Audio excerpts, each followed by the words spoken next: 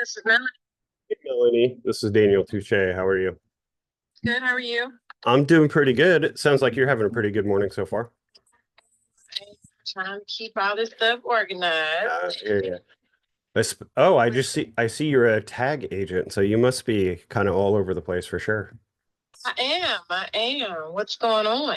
Well, I'm calling to chat with you about a property on Alaska Street. So Okay. we have a couple of new guys on our team that they were trying to do their own thing, Hmm. and they needed a little bit more direction, so they jumped on our team. One of their names was Lawanye. Um, the other one was Bradley, and I believe they sent you an LOI, and it was probably similar to something you've seen before. It was cash and Hmm. then also creative. Yeah. And then I looked at your response, and it looked like you emailed them a while back and never got a response. So I just wanted to touch base with you. I looked at the property. It looks pretty much turnkey. Yeah. It's a great It's property. still a house. It's brand. It's still brand new. Yeah, I mean, it's an amazing property. Right. Um, I don't know how for us and what we do, how we're going to make money on it, Right. other than doing a simple long-term listing. And, you said, hey, they'll do cash, but they need to be at like 480. Like, for us as long-term rental, that's not a good model for us. Just coming out of pocket that much cash all at once, like, I could probably buy four or five. I can tell you right now, before we get way into anything, they are not willing to, do that whole lien Yeah, situation. yeah. No, I wasn't She's even going to go that moving route. it. It's just what she needs to do. She needs to Yeah, sell it. So, yeah. you know, we can't do anything really close to that, then they're not going to entertain it. Yeah, So no, I'll tell you. I was taking my own meandering way to get you to get to it's probably not a good property for us. So Correct. sorry about that. Yeah, yeah, yeah. No problem. Um, Um, we do buy yeah. cash.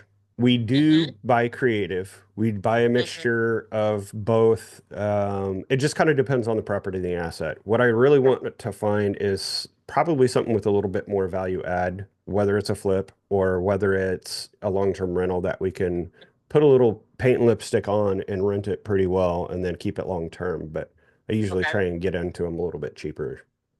Hmm. Hmm. So, Um, I do have a lady that I'm going to be talking to at 10:30.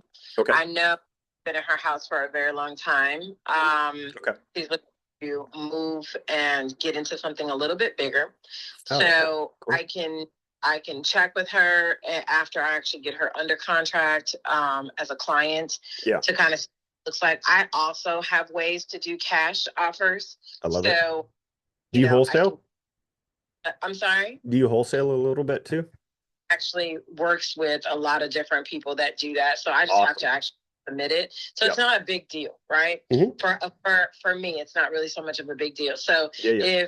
if I send it over, well, after I get her, and then I'll let you know because she's actually looking for something bigger. I don't know if she wants to keep it or not, but Sure. based off of what I'm kind of assuming right now, I want to say she'll just take the money out of that house Sure. and just go somewhere else. Yeah. So it might be a good opportunity, but I'll definitely, if I'll run the numbers on my side, I'll send it over to you. Sure. You can offer something else, and we can kind of see where that lands. But I think she's going to want to actually sell. Yeah. She's in a good area. I actually, what's funny is I lived right behind her Oh, like really? years ago.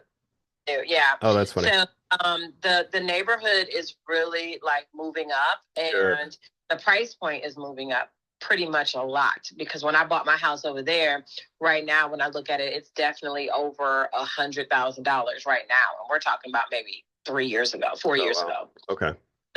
I know that the money is in it, so I know that the money is in her house. Yeah. So that's definitely something there. I do have another house that I actually have, but I mean, if you guys couldn't even get close to that, they're not willing to entertain either because I've already spoken with that particular client, and she does not really like these investment situations with the rentals and holding it.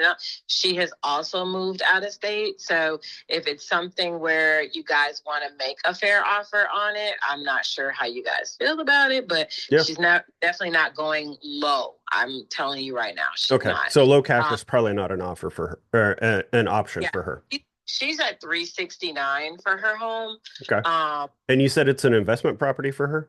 No. This is a home that she lived in. So she's moved out of state. So we're just trying to sell it now. That address is 6920 Oak Valley Drive in Douglasville, Georgia.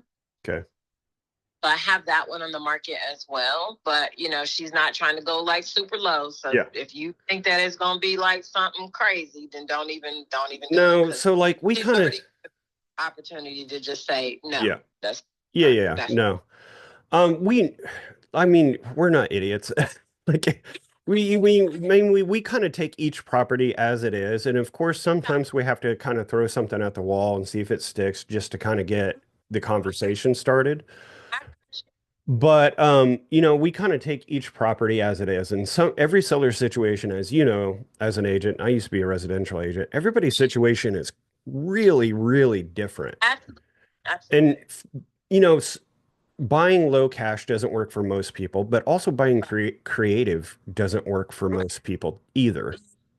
I get it. And I had somebody like that too, that was willing to do that, just to do the rental thing and all that. But she burned me on whole another end of the candlestick there. So, that was pretty good. I deal with wholesalers and other investors all the time. I deal with some characters. So I know what you're going through. Yeah. I got you. But I don't have anything like that right now. That's just like, let me just, but I do have a really good database, and I have a lot of people that have like older stuff too. I love that. So trying to get in contact with those people. I'm trying to talk to them, see what offer them. Same way that you're calling me trying to find something, I'm trying to find it with the buyers as well. I love your hustle as well, that have stuff that they're like, older or just a little work. So I get it. I love your hustle, and I love that you're proactive, and I love that you're trying to cultivate relationships, because a lot of people miss out on that aspect in this business. That is true. So do you work with quite a few investors? Say again? Do you work with quite a few investors? It kind of sounds like it. And I'm going to tell you why I don't. Because I, as the tag agent, I work in Tennessee, Alabama, and Georgia. That's what tag stands for. Okay. Yeah, right. So I saw that. For me, I normally do a lot of more new construction stuff because that's my niche. Okay. So I love that. And I work with a lot of buyers. I don't work with a lot of listings because I don't like them. Yeah. Okay. So I'm more of a buyer's agent. So that's cool. The homes that I normally get, as you can see, the two that I have right now, they're still new. So these are my past clients that I help get into new construction. Okay. So I don't do a whole lot of listings, but I do have a lot of buyers that are looking, and I am trying to find those little gems. So like I said, I understand what you're doing. So if I do come across something, I have no problem sending it over. I love it. Yeah. I don't care for them, right? Yep. So it's not a big thing for me. Here, I have 3 thoughts, and I'll be super fast because I know you're super busy. If you just in dealing with other agents and some of those older clients, if you run across somebody with a package of properties, either 5 or 25, I would much rather buy in bulk. We also, since you're in Tennessee and Alabama, we're also looking for mobile home and RV parks as well. Okay. So if you come across those, we'll buy the whole darn park. So how does that actually work with how I get paid and what you're going to do? Like, how does that work? We'll make sure you get paid one way or the other. If you bring us a deal, you're getting paid 100%. Okay. 100%. So I even thought about that whole mobile home situation because I see a lot of people buying them and doing all that kind of stuff. So it might be something I'll get into a little bit more as well. Just even personally, because I think the way that the market is moving right now, it's about to go crazy, right? I Yes, it really is. feel like it's about to go crazy. I It just is. saw some other stuff about like the Section 8 going away and rental, assistance and all this kind of Yeah. stuff. So I think a lot of people got to learn how to get a little bit more financially ready Yep. and understand how credit really, really works now. And I'm kind of glad that it's working like that, because there are a lot of people that are just lazy and they just feel like they can just get whatever. But now it's the time to like put it up, 100%. put up or shut up, because it's either you're going to pay for this rental that's $2,000, or you're going to just go and try to buy something or do something more productive with your life, at this point. You are right. With you. Yeah. So, and people are going to start selling more because they're going to need the money, to move and do all that kind of stuff. So it all works hand in hand. So I think this is good. Affordability is going to be a really big issue. Affordable housing is becoming more of an issue, not because there's not enough housing, it's because the inflation and the ability to purchase stuff and rates are still holding, and they're probably going to hold for a little bit longer. So affordable housing is going to become an issue. So that's why mobile home parks and RV parks are, the people that kind of see what's coming, they're like, okay, I'm gonna get on the affordability side. And like you mentioned, Section 8's going away, so affordable housing is going to be a real issue. Yeah. So, I would love to chat with you more. I would love to introduce you to my partner, Eddie Charger, who hosts like investor meetups in Atlanta. We also do a lot of private money stuff. If you ever run across people that are like, doing flips or investing properties and they need some extra money, we do a lot of capital stuff. The other thing that I could foresee us potentially working on together is, since you work with so many buyers, if you ever have 1099 buyers that are not traditionally bankable, and we do a lot of creative finance stuff, we might be able to find properties for some of those buyers, and we'll still get you paid as well.